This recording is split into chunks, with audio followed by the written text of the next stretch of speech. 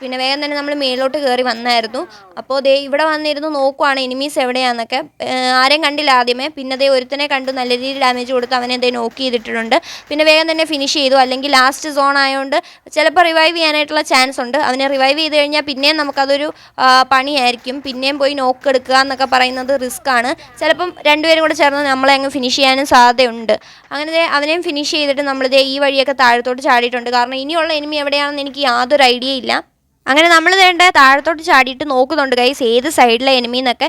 അങ്ങോട്ടും ഇങ്ങോട്ടും ഒക്കെ തിരിച്ച് നോക്കുന്നുണ്ടെങ്കിലും എനിമീനെ കണ്ടില്ല ഗൈസ്. അപ്പോൾ ഞാൻ ഇങ്ങനെ തപ്പിക്കൊണ്ട് കിടക്കുവാണ്. അങ്ങനെ ദേ നോക്കിയപ്പോഴത്തേക്കും വെള്ളത്തിൽ നിൽക്കുന്നു. പിന്നെ വേഗം തന്നെ ഞാൻ കരയ്ക്ക് കയറി അവൾക്ക് നല്ല രീതിയിൽ ഡാമേജ് ഒക്കെ കൊടുക്കാൻ നോക്കി. ഗ്ലൂ വാളൊക്കെ ഇട്ടെങ്കിലും നമുക്ക് ഗ്ലൂ വാൾ ഇടേണ്ട ആവശ്യം വന്നില്ല. അതിന് മുമ്പ് നമ്മൾ ഫിനിഷ് ചെയ്ത് നമ്മൾ വിക്ടറി അടിച്ചിട്ടുണ്ട്. പിന്നെയും ക്ലൂലെസ് അങ്ങനെ വിക്ടറി അടിപ്പിച്ചു ഗൈസ്. അങ്ങനെ 3-3 പറഞ്ഞാണ് ഇപ്പോൾ നിൽക്കുന്നത്.